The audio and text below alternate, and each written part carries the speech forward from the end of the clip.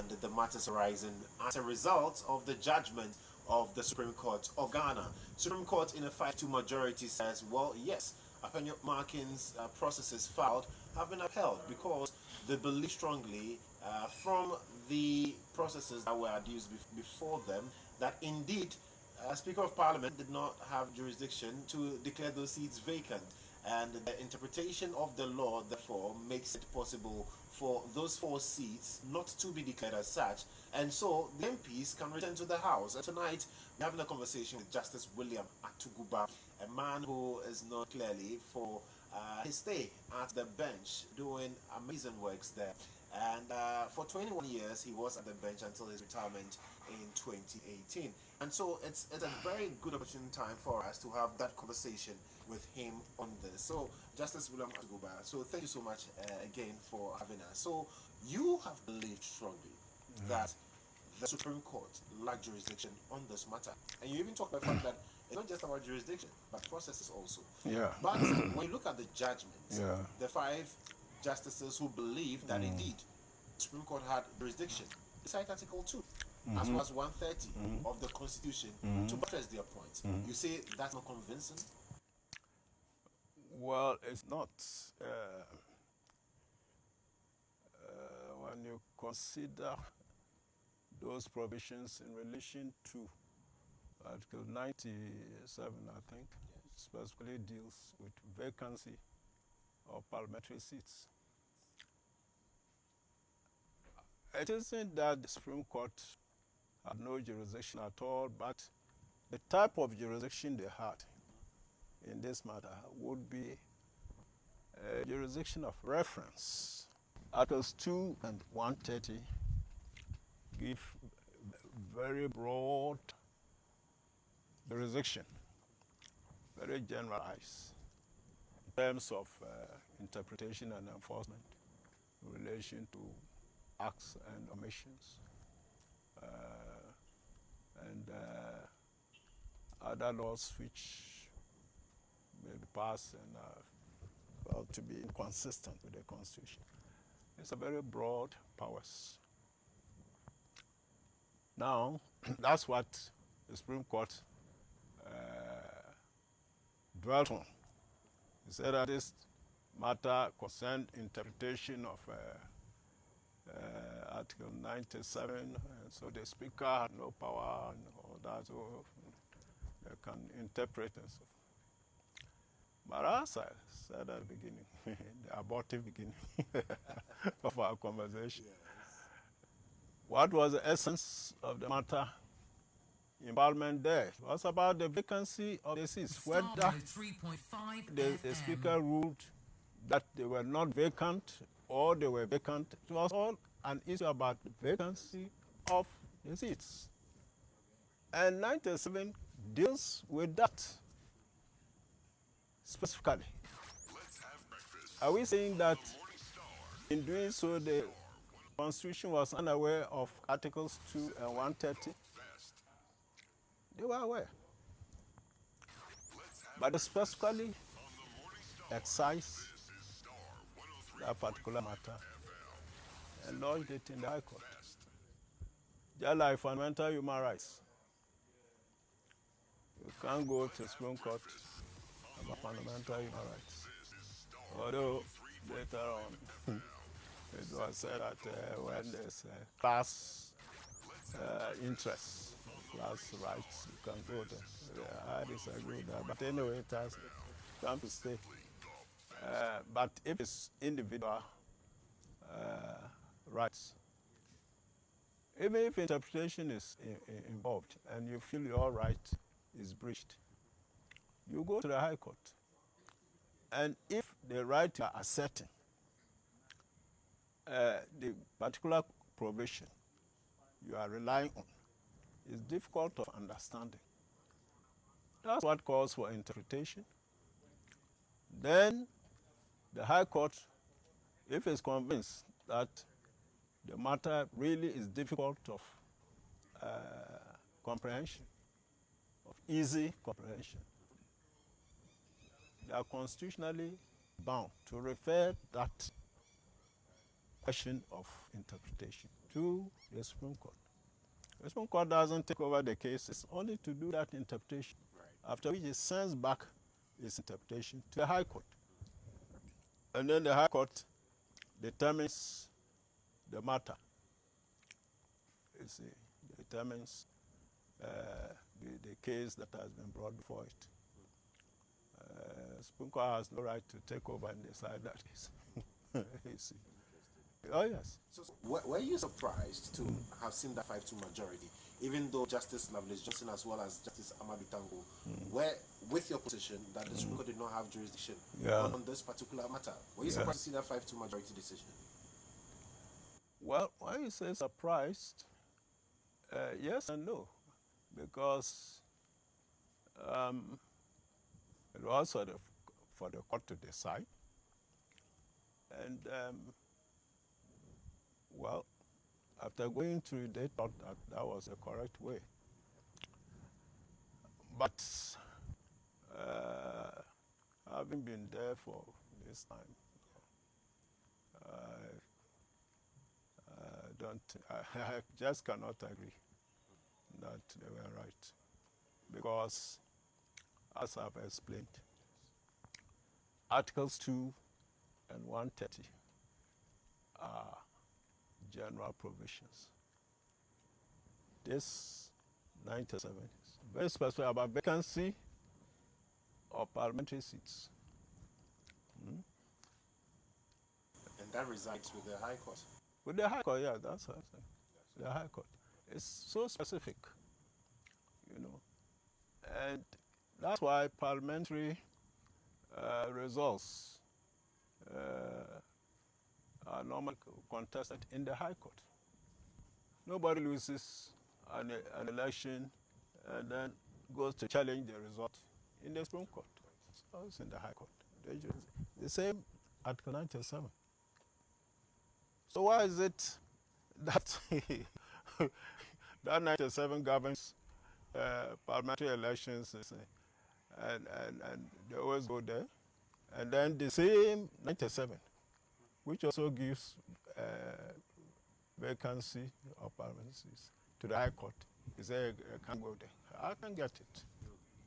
I can't. Well, some have also expressed concern looking at the judgment that was issued and the fact that, well, we did not necessarily hear from the speaker's side because even at the last hearing before the judgment was delivered the next day, his lawyers were not in court. And some say, well, perhaps we shouldn't have seen a judgment while we've not heard from the speakers. Oh, for that one, I don't think so. Is the court to be held up for somebody who has a right to come and is not coming? I don't, you know when he will come. So they should be waiting there until he chooses to come. The court's duty is to give him his right, his chance to be heard. That is what they are required to do. But if he decides to, you know, not to come, the court definitely has to proceed. So you have two parties. Do you tell the other to wait until, well, if he doesn't come at all? Justice must go on. You know, I don't know. I don't think the speaker has explained why neither he nor the, but I don't want to go much into that. You know, there was argument that he couldn't engage the lawyer without going to procurement, and the procurement will have to locate counsel from Attorney General's office for him. I mean, anyway. That argument. The Attorney General made that argument. Yeah, interesting. When we were there, a similar matter arose. It was the case of Megache as Attorney General. And there, the Attorney General's position was at variance with one of the parties, which was a state body. And the Attorney General was saying that they were not entitled to go in for private counsel because they are a state body and is the Attorney General. But at our time, we said no, that would be absurd. your interest is at variance with his, and you want to be his counsel. No. In such a situation, they are free to. Yes, it is the same thing here. Yes. I heard an argument that the speaker has no interest. Hey, it's a party, but he has no interest. Huh? It's a proper party, but he has no interest. There's no possible. Interesting. And when the orders are given, who is liable for their non-performance? Will be the speaker. So how is he not interested? And these are some of the things. There are so many questions about, and one of the conversations I've also had after this judgment came out is the fact that, well, when you look at the writ that Apenyomakin basically filed, 97-1G, quite specific. But when you look at the judgment, you are seeing an H added to it, and some have argued that the Supreme Court had no business adding H to the 97-1G, that the interpretation that Apenyomakin sought at the court. Do they have a case? Well. I don't think that matter is. I would go by that. You see, the Constitution is fundamental. See, law is so involved. People, before they talk, they'll have to make sure they consider so many things. If it is a relevant provision to the matter, the parties overlook it. The Constitution is fundamental, even if it's not an ordinary statute. It is a deep-seated principle of the common law that a court, when has to give a decision contrary to a statute, must itself raise the point. You are bound by the act. How do you deliberately, because parties, no, I mean, so, but you have to give them the chance to address that matter, to be heard on it fully argued. Yeah, that is it. Especially this Constitution is very fundamental. Can't use procedural rules to suffocate the fundamental law. No. So I won't go that way. And similar cases also raised about, well, Apenyomakin never mentioned the NDC parliamentary candidate from Memphis Central. But then, in the judgment, we saw that also feature in there. It appears that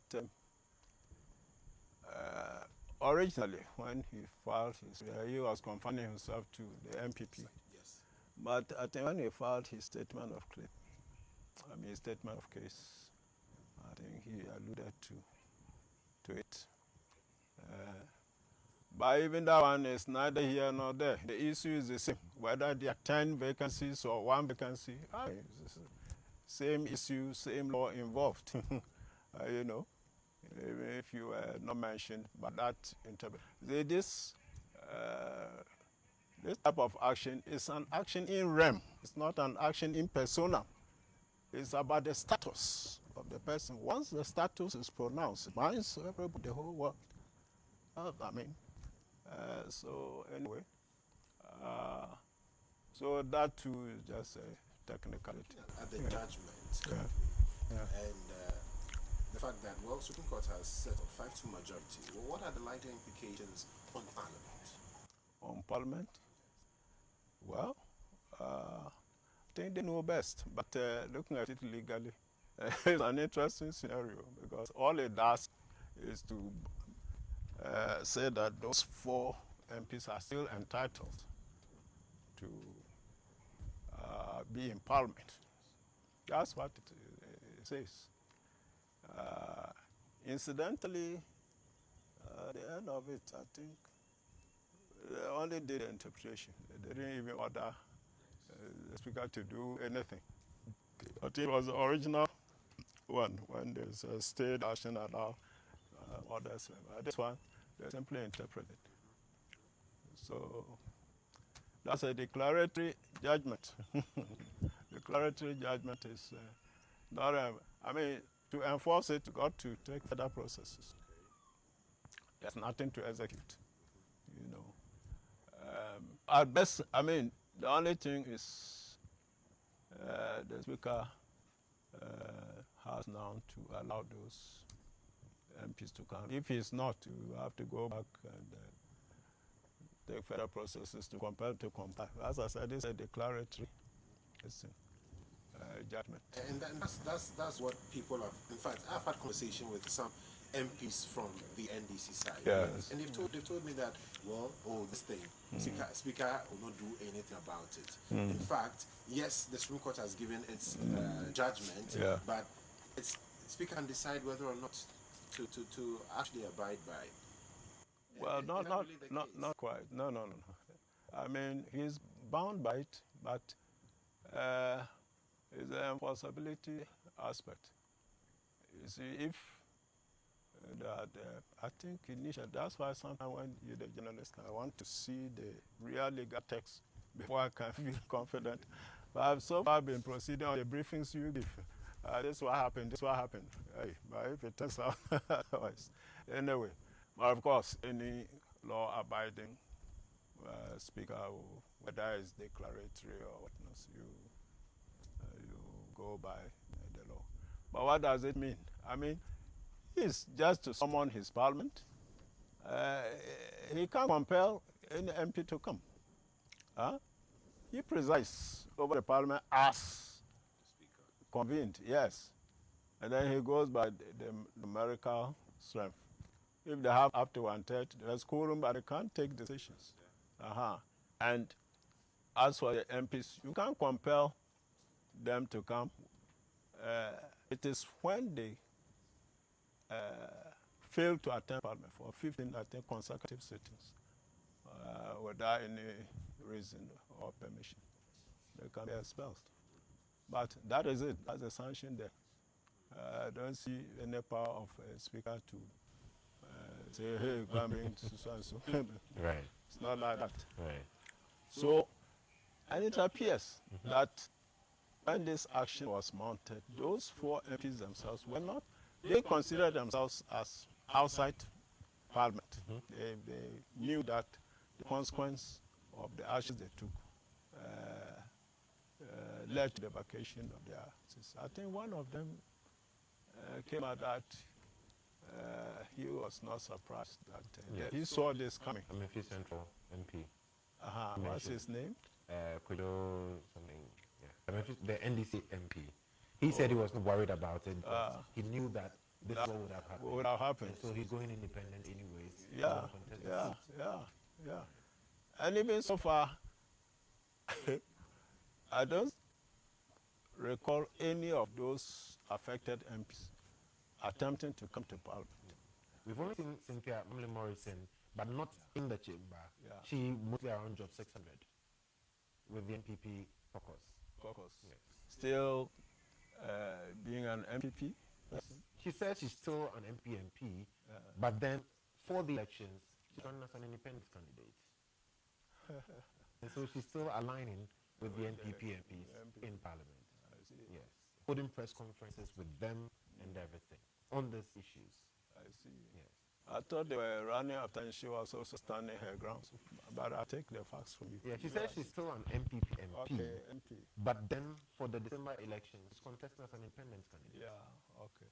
And that's where people say that this decision or this judgment for the court rather will open the floodgates. Because as it stands now, people can just get elected on any party's ticket and then can decide to go run as independent candidates in an election that really is ahead of them. So it will weaken the parliamentary system. Yeah, definitely. Besides this ambivalent stance of going independent as far as the elections are concerned and then still being with the party, I mean, I don't know how healthy, how wholesome that is. It's a question of trust. It's a trust issue. Allegiance. That's what the provision is about. So that people don't poach other parties' members, deplete their numbers and so forth.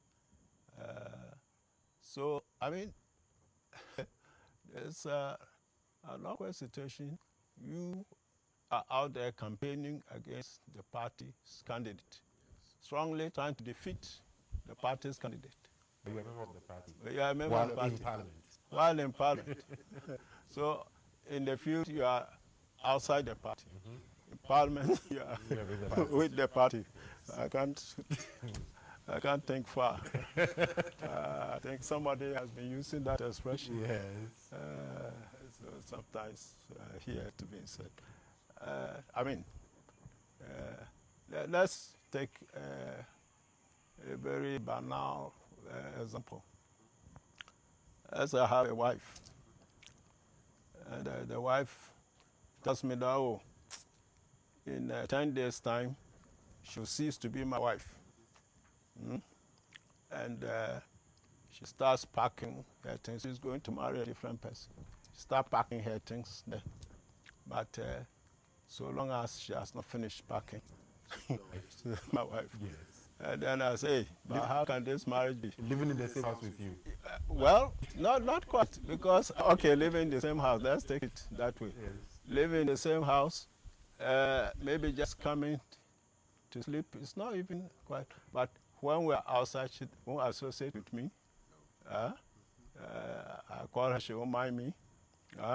But she comes to, let's say, oh, in 10 days time. But meanwhile, she's moving her things to the other person's house. I mean, you think that that's still my wife?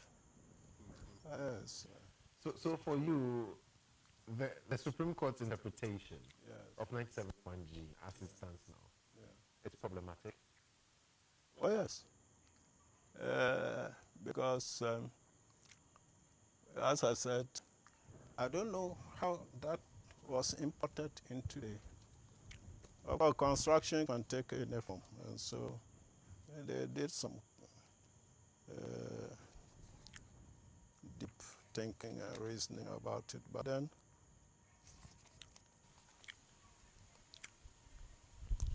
look at 97. A member of parliament shall vacate his seat in parliament. A whole lot of things. Then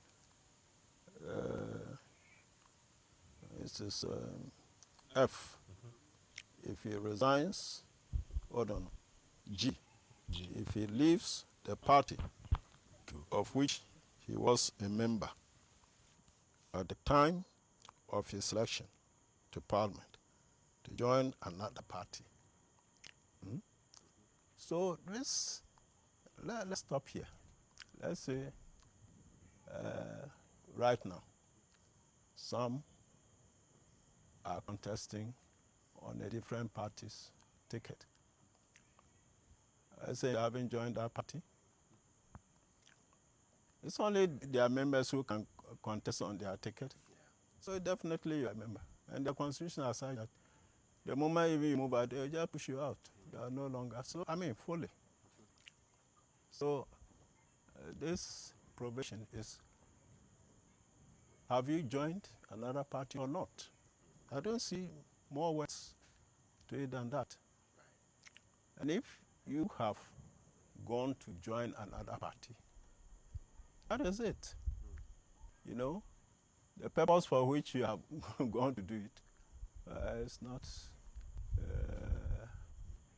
it's not within the purview of this probation. You know, and so it's the same train of thought that will govern somebody going independent. Same train of thought. And then the independent candidates also join a political party now. Yes. You see, and the Supreme Court, I agree with them that those provisions must have a uniform effect. The effect of joining a party or going independent. I intend to have the same effect. So I agree with that. But to say that the purpose for which you have joined is what determines whether you have your seat is vacated or not. I find it difficult to reconcile with the simple words here. Let's go again. And if you see a difficulty, you can help. Yeah. if he leaves the party of which he was a member at the time of the election to parliament to join another party, or seeks to remain in parliament as an independent member, or if he was elected a member of parliament as an independent candidate and joins a political party. These are the circumstances specified. It's movement, left or right. That's all it's about. And that movement,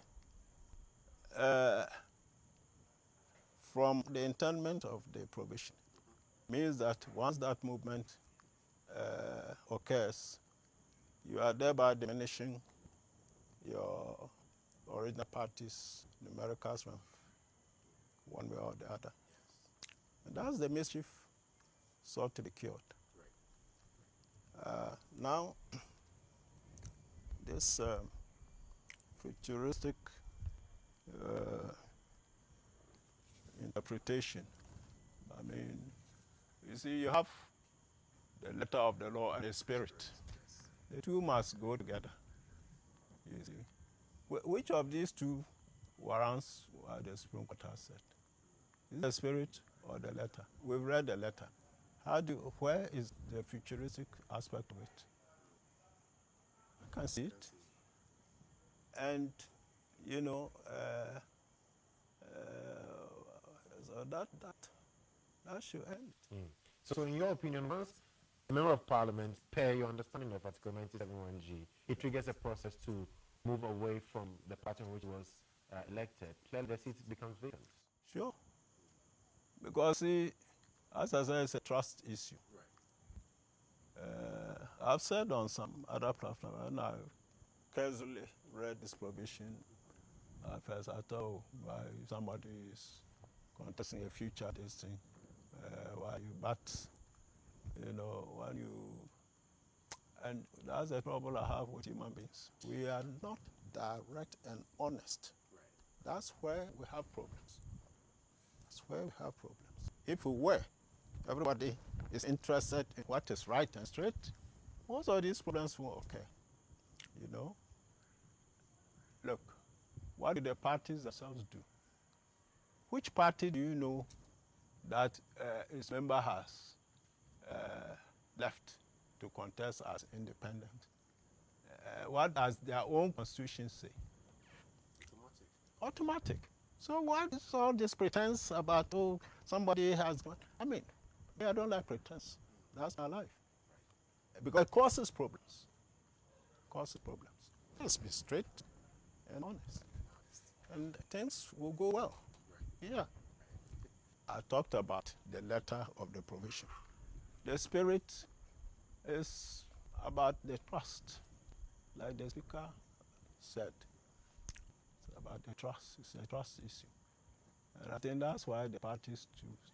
As long as you move out, they don't consider you are an enemy. That's it. The trust is lost. So how can the trust be there outside Parliament and then it's expected to be inside Parliament? What's the crux of your membership of Parliament? Is it Abantini membership or intra-parliamentary house membership? I mean, that's not... Let's just go straight to the point. Let's not be pretending. Yes. Okay. And that's why I always confess, I have problems with politicians.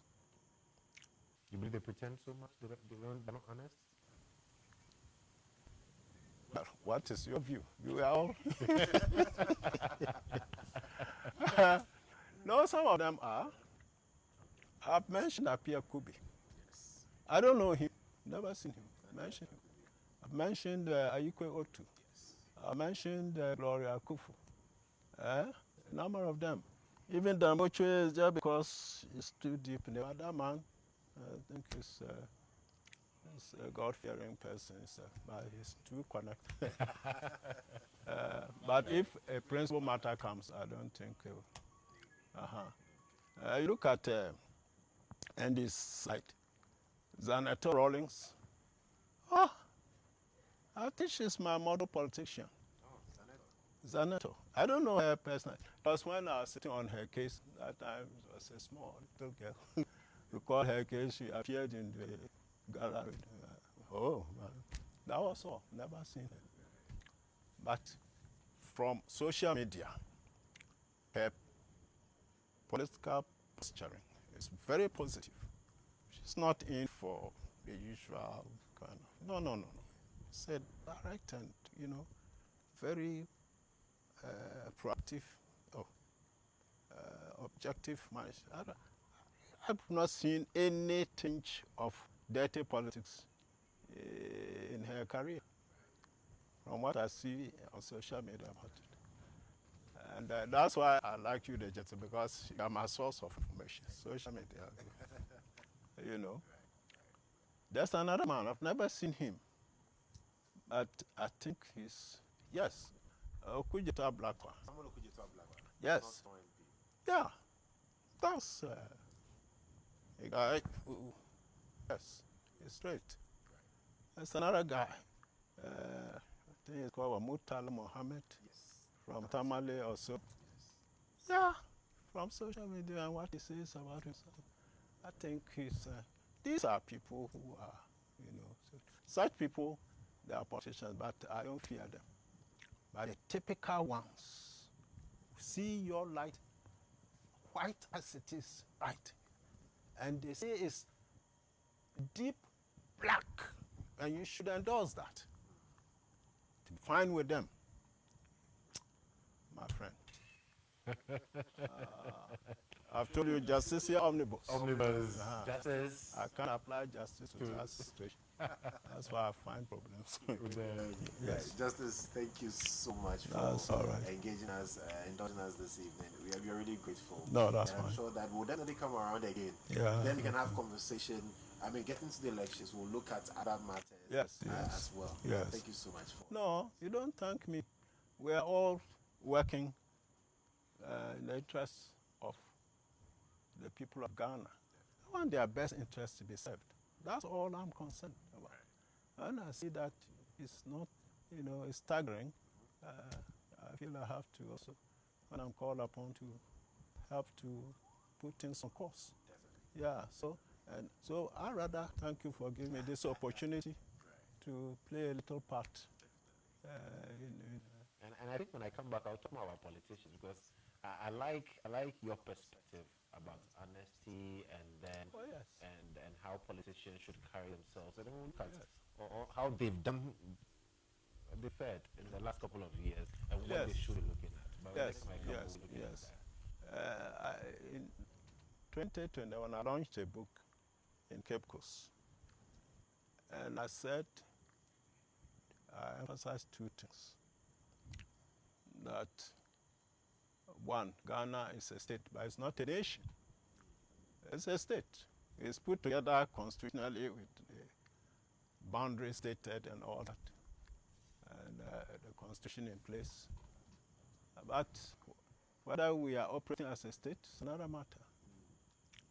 We are not. That's why ethnicity is still so strong. How is it consistent with nation building? How? We don't see our oneness.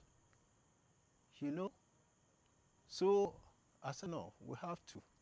I said, we ought to call a national debate or forum to consider whether we are a nation or state. Interesting. Oh, yes. I've never thought about it like that. Oh, yeah, you can see. And it's showing in the politics. True. Huh? Then also, I said the idea of politics has to be redefined. Because, the way it's played means that it's not well conceived. We say politics is a dirty game. And to be a strong politician, you have to play by some really dirty rules. Why must it be so? Is that what the Constitution has put in place? But as you say, We'll come back for that conversation. Thank you so much. Thank you so much.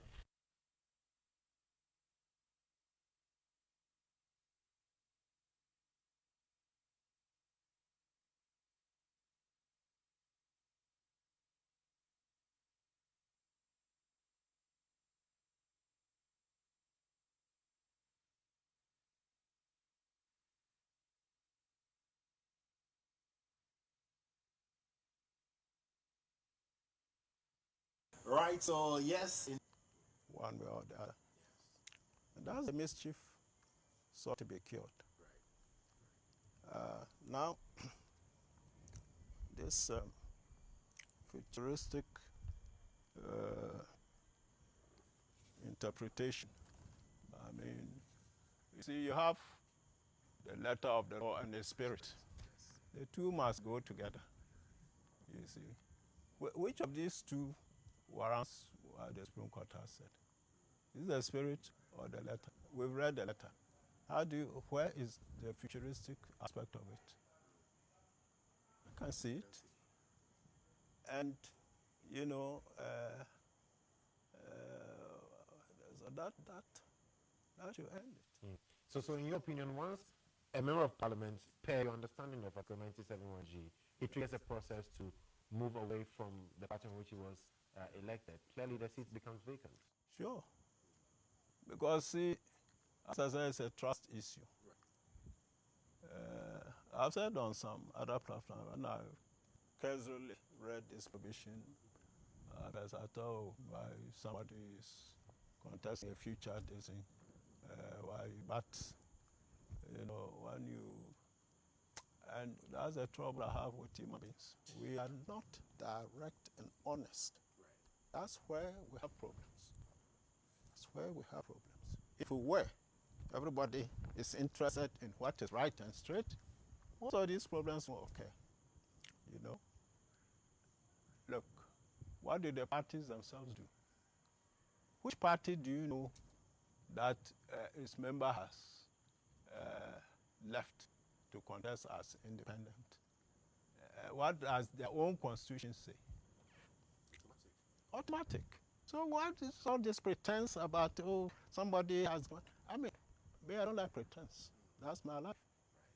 Because it causes problems. Let's be straight and honest. And things will go well. Yeah. I talked about the letter of the provision. The spirit is about the trust, like the speaker said. It's about the trust. It's a trust issue. And I think that's why the parties too, as long as you move out, they don't consider you are an enemy. Right. That's it. The trust is lost. So how can the trust be there outside Parliament, and then it's expected to be inside Parliament? What's the crux of your membership of Parliament? Is it Abontini membership or intra-parliamentary house membership?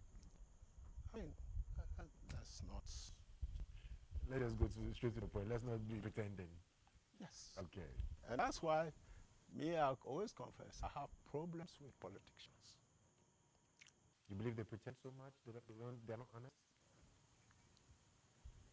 Well, what is your view? You are all... No, some of them are. I've mentioned Apia Kubi. I don't know him, never seen him. Mentioned him. I've mentioned Ayikwe Otu. I've mentioned Gloria Kufu. A number of them. Even Damboche is there because he's too deep in the other man. I think he's a God-fearing person, but he's too connected. But if a principal matter comes, I don't think he'll... you look at Andy's side, Zaneto Rawlings. Oh, I think she's my model politician. Zaneto. I don't know her personally. It was when I was sitting on her case, that time she was a small little girl. We called her case, she appeared in the Gala Road. Oh, that was all. Never seen her. But from social media, her political posturing is very positive. She's not in for the usual kind of... No. It's a direct and, very proactive, objective management. I have not seen any tinge of dirty politics in her career, from what I see on social media about it.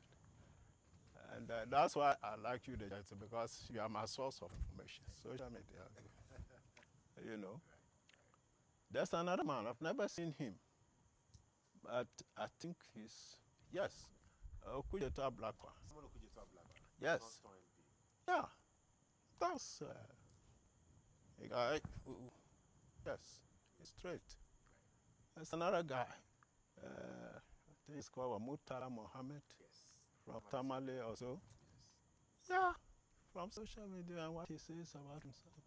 I think these are people who are, such people, they are politicians, but I don't fear them. Are the typical ones. See your light white as it is bright. And they say it's deep black, and you should endorse that.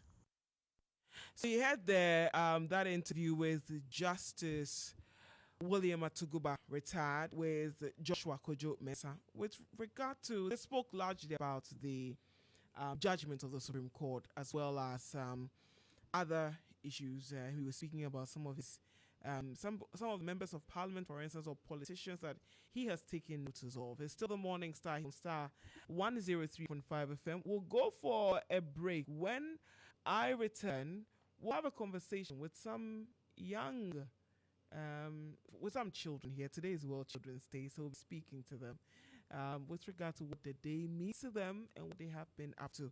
It's Morning Star here on Star 103.5 FM.